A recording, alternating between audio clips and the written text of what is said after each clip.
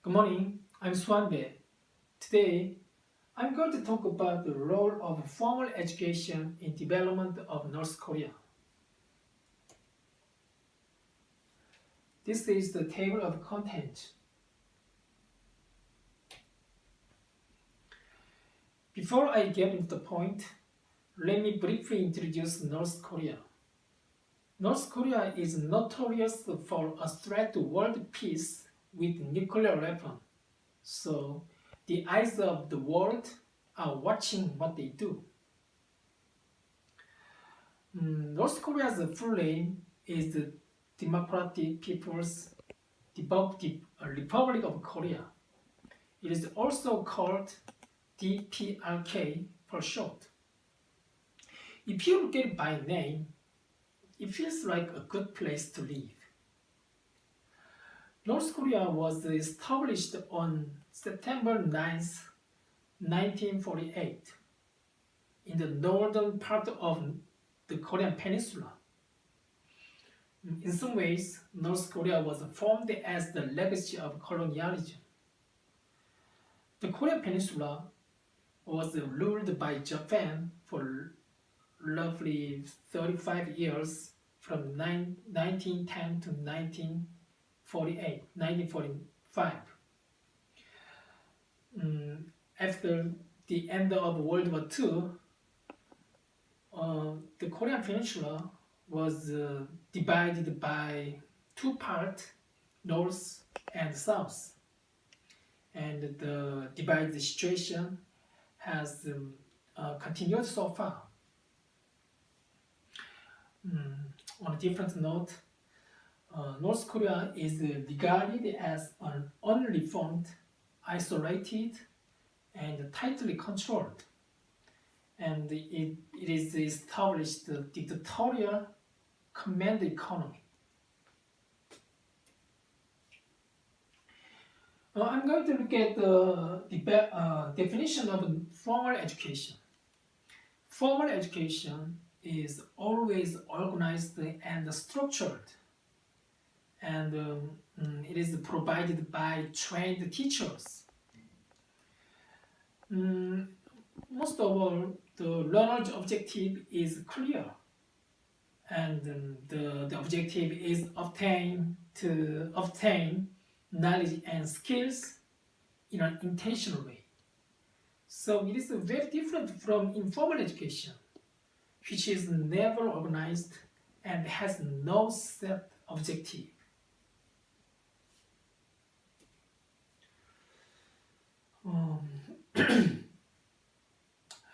As you know, various factors contribute to the development of a state.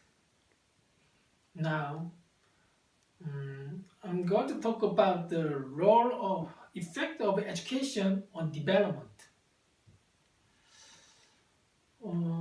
Education has a role in development of a state. Its main role is to transmit knowledge and skills to people and make them productive resources in the world of work. So the people can lead to the economic growth, and education helps the national unity. It has the function of maintaining the current system and binding members of society together.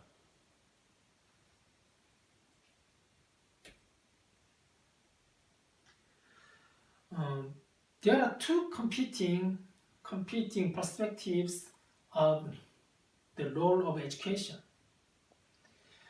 First, utilitarian perspective is similar to the previous seat. They focus on the positive aspects of education in development, and the education should be education serves to advocate those who have wealth and power. In other words, the vested right. However, transformation perspective is to concentrate on dealing with the inequalities and injustice in society. They support disappointed groups. They said that education should be means of acquiring knowledge and skills necessary for generating fundamental social change.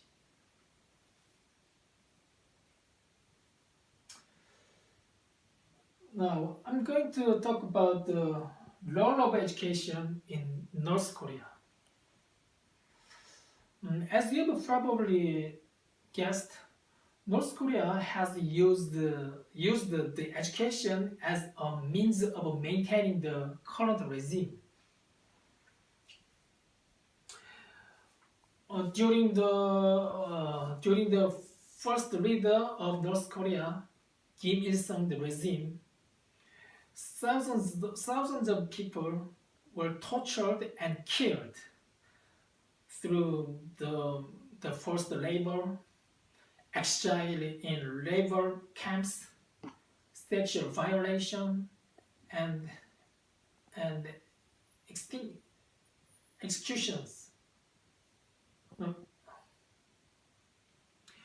And those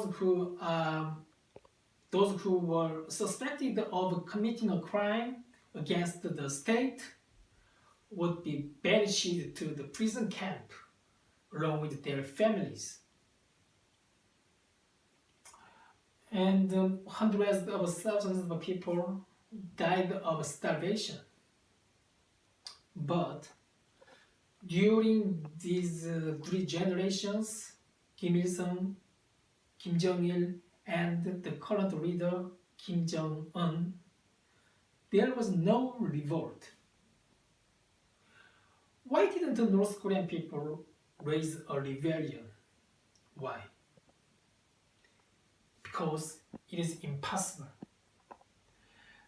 Their education system makes them voiceless, blind, and unable to rise up against their dictator.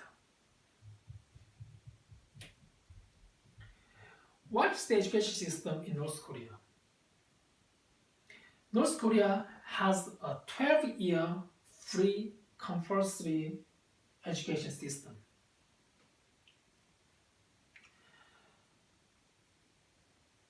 It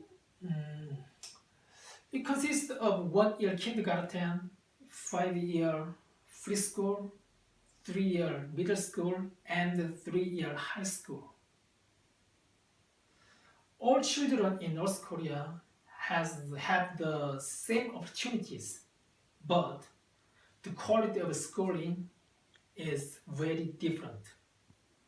Children in Pyongyang, the capital of North Korea, has access to the best education, but children who live in the rural areas even lack pencils. Of course, the people in Pyongyang are chosen for their loyalty to the regime.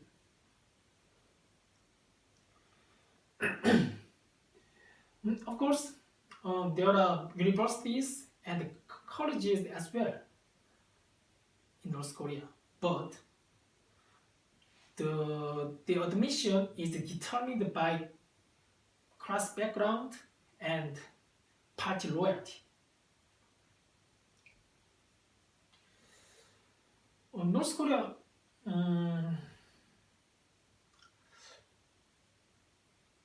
North Korea's education system is full of the state ideology. Political thought accounts for roughly 30% of all subjects. For example, North Korea's children learn that they owe everything to the immeasurably great men Kim Il Sung, Kim Jong Il, and Kim Jong Un. Their names are always always to be written in bold, and their names are to be spoken about with deepest respect. Moreover, children learn that North Korea has enemies: American, Japanese, and North Korean.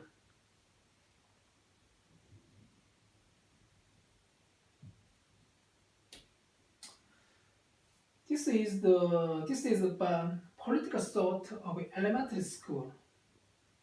Political thought accounts for about 33% of all subjects. This is the middle school.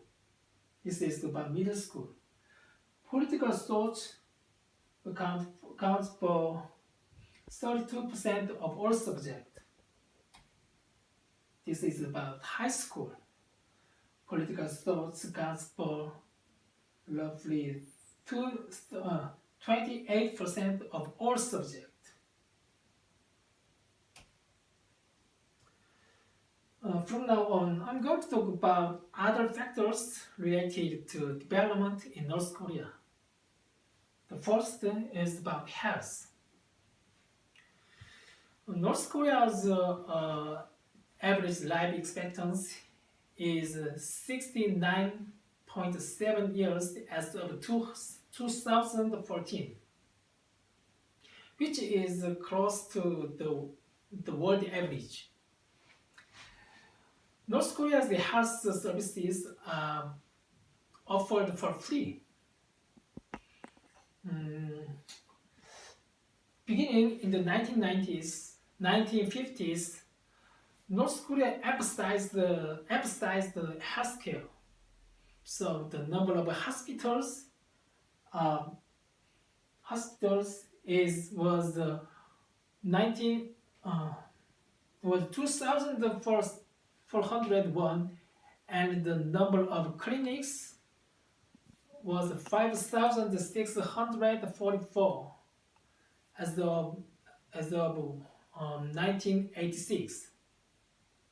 But the North Korea's education system has declined rapidly since 1990s because of the natural disasters, economic problems, and the food and energy shortage. So the hospitals and clinics lack the essential medicines and equipment, running water, and electricity due to economic embargo and blockade of the US and the international community. So this poor education system became a main cause for 5% of the population to infect with tuberculosis. Next is the poverty. As you can see, North Korea has heavily dependent on the international aid to avoid widespread starvation since the mid-1990s. So, 30% of population receives food aid, and 32% of the population are undernourished as of 2018.